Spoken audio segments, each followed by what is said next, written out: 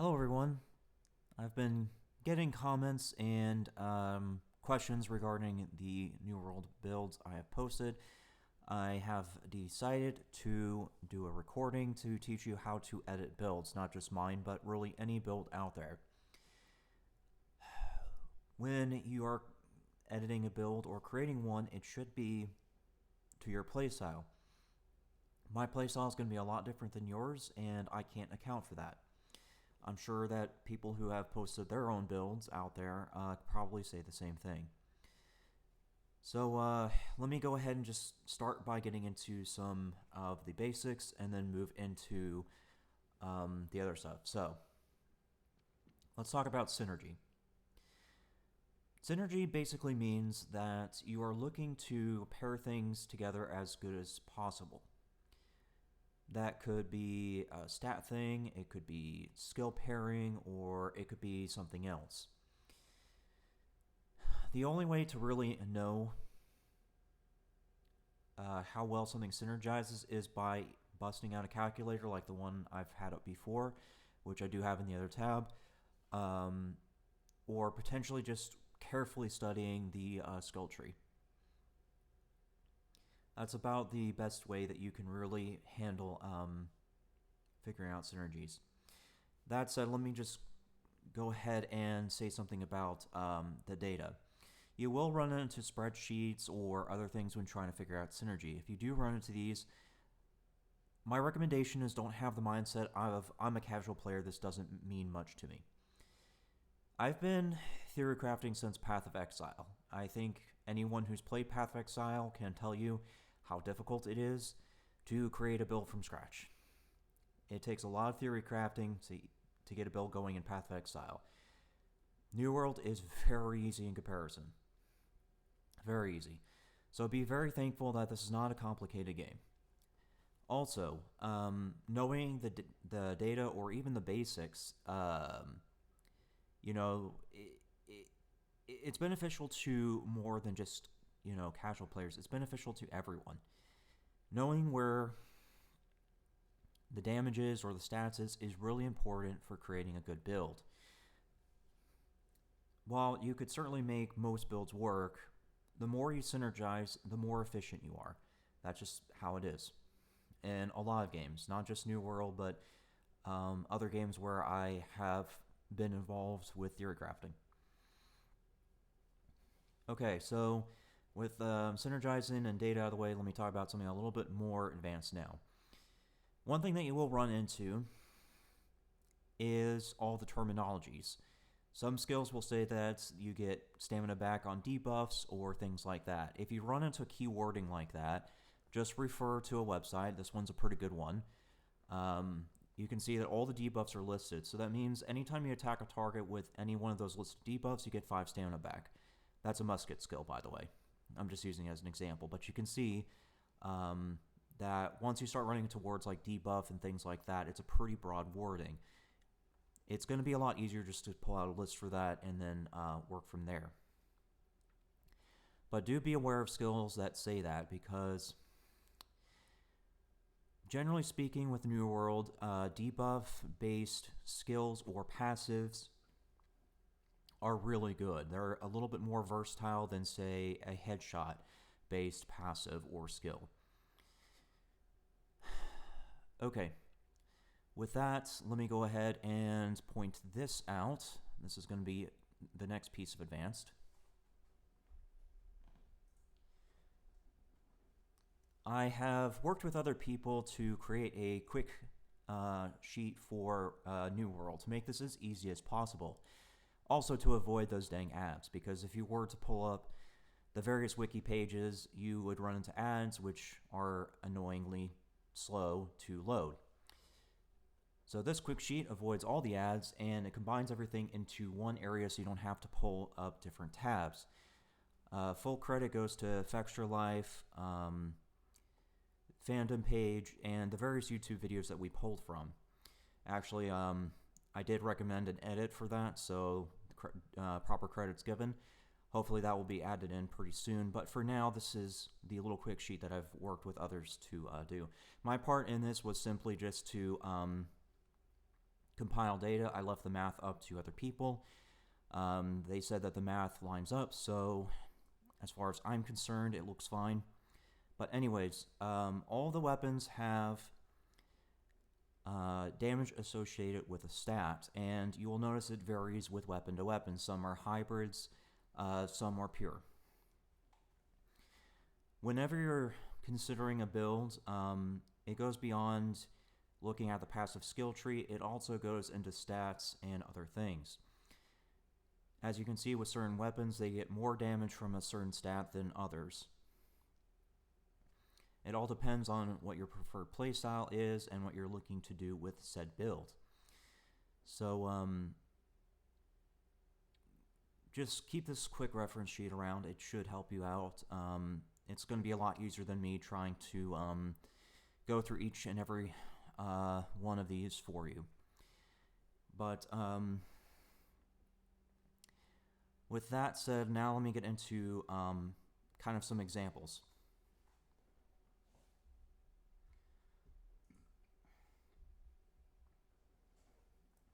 Okay. Once you've figured out all of the stats, the data, mechanics, like what is a debuff and things like that, then you get into the whole weapon combination thing. New World does encourage people to use 2 weapons because you can just combination into things, or combine things pretty well, I should say. I'm using Musket as an example because it's a little bit more of an extreme example than some of the other examples I can use. Again, I wouldn't do a Musket build, but that's just my playstyle. If you want to do it, that's perfectly fine. However, if I was to do a Musket, this is how I would do it. So let's go into this example. You'll notice that everything to do with Musket is about damage and range for the most part, because really your trapper abilities other than stopping power is not that great. The traps are pretty easy to avoid. What is that, caltraps I think it is? Oh, it's sticky bomb.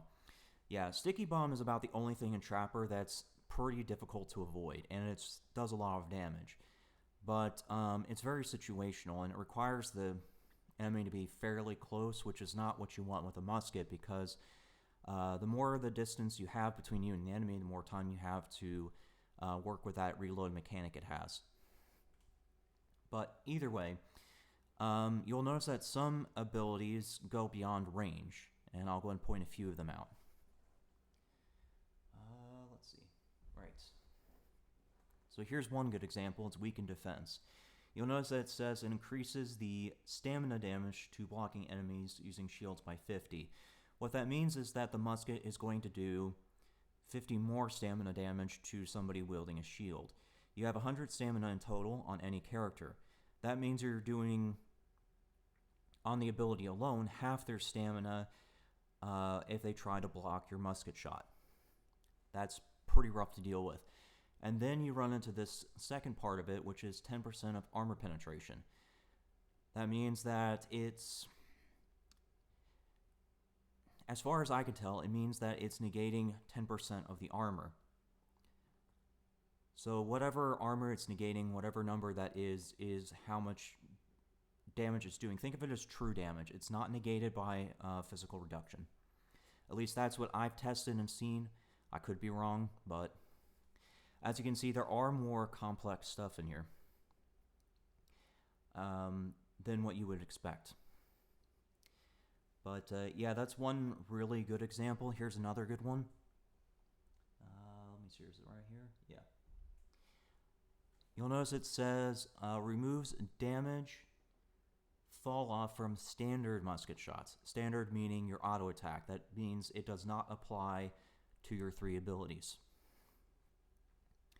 So you do have to be aware of these key wordings and things when you're looking at a particular build and how you wish to do it. But that's just really one aspect of the build. I would say focus on one weapon first and get that down to a system before working on the second weapon when you're doing your planning. When you're ready to start planning for the second weapon, then at that point you have to look at the entirety of the build. So for example, we know that Musket is all range damage, and at a very extreme distance. That means it needs something to complement it if something gets in your face. Because if something gets in your face, it's probably best that you just resort to a different weapon, in this particular case, due to the fact that it has a reload. There are two ways to really handle that as far as the stats are concerned. To determine that, you'd have to look back at everything, so here I'll go through the stepping process with you. Okay, so coming back to the quick reference sheet, we can see that the musket is 1.2 damage per dexterity point, and it's 0.87 per intelligence. That means intelligence does have a factor in this, but it's not enough to justify going into intelligence unless it's some sort of hybrid build. Like my ice pick build, for example. So that means we're going to be looking for another weapon that has a pretty high dexterity roll. That means that there's two options here. We have the spear, which is 1.29, and the rapier, which is 1.13. I would consider those to be pretty high scaling because they're over a 1-to-1 ratio. So once we've determined that these two are probably the best to pair with musket, then we can come back to the calculator and try to see what works best with the musket. We know that whatever we pick needs to be able to deal with something in our face. So rapier is an alternative to the spear in this particular case. The rapier does get some things like riposte, evade, and fléchette, and some other things. So this lineup is actually really good for defense. And as a matter of fact, probably is going to be, well, depending on your skill level or ability to keep on top of things, because like riposte is really difficult to use. That's one thing you'll notice. It says that you enter a defensive stance for 1 second. So that means this has to be casted right before somebody hits you. I really wish this was just automatic, like if you were blocking, it's just automatic, and then it goes on a cooldown. I think that would be a better way of handling it. But either way, you can see that this has a defensive option. So this might actually work really well for you. But looking at spear, where is that? There we are. But looking at spear, we can see that it does combine offense with defense quite well, because unlike the rapier, it does have an AoE. It has a knockdown. It has a stun way over there. So when looking at this, you have to think, well, what's my skill level? Can I be on top of that whole, I've only got 1 second window to block? And if the answer is no, then it might be better just to go with knockdowns and stuns, because then at that point, you're not as worried about being on top of the timing and things like that. You just use these whenever it becomes available to you. But hopefully I've shown you how to go through the stepping process. If I didn't, then please say something in the comments. I'll do my best to kind of help you through it. I'll go and conclude this recording by talking about some other builds that I've seen to kind of give you some further examples. I guess you can say that the whole point of this recording has concluded. But I have noticed some very wacky builds out there, and I think one of the wackiest I've seen is using Hatchet with Life Staff. While you can make that work between Berserk and the heals, it's not going to be as efficient as, say, Sword and Shield, which has a 10% increased healing and regeneration passive on the defense side. Not only that, you'll notice that the stats are pretty wonky with the hatchet. Let me see, where is it? There it is, yeah. So you'll notice it's only 1.15 damage per strength and 0.86 per dexterity. So the Sword and Shield gets a little bit higher of a damage thing going on. Granted, the Hatchet does have a lot of passives to make up for it, but the other thing to have to keep in mind is that the Hatchet is entirely reliant on face tanking, essentially, because Berserk gives you heal, and then Life Staff is adding to the heals and damage absorption, but in comparison to Sword and Shield, it actually gives you breathing room to allow the heals to do its job because you have a shield to block the attacks. So I guess while hybrid builds could work, I think Hatchet would, like a truly dedicated Hatchet build would be better off running Dexterity and Strength, because if you look at the particular skill set, like Critical Throw, for example, you'll notice that this increases the critical hit chance of all attacks by your throwing axe. So if you're using the Hatchet as a thrown thing, then it's a little bit more viable, because once you hit 50 Dexterity, you get plus 5% chance to crit, which would result in a 10% total chance to crit. And then, of course, where is it? Let's see. 10 stamina. No, that's not what I'm looking for. Here it is. Successful critical hits with light or attacks or aimed throws regenerates 10 stamina. So yeah, you can see that going for critical with this is a little bit more efficient. And the problem is you only have 190 points to work with. So if you're investing 50 points into focus, 50 points into strength, and then 50 points into constitution, well, now you only have 50 points to spend into dexterity, so you'd be pulling away from your main damage source by a considerable margin. Because if you went strength, then you would be getting more damage by going up to 100 strength. The other thing, too, that kind of makes this whole thing wonky is just how the build is. Because Hatchet is strength and dexterity, it is best paired with something also strength, and like Warhammer or Great Axe. Because in those, it's complementing it not just because of giving you the ability to have a ranged attack, but also because it's scaling off the exact same thing as the other two weapons. So, while you can make Hatchet and Life Staff work, again, I just think there are better ways of handling it. If you really want to do that, Sword and Shield's a great way of handling it, because it has to have a passive to compensate for that.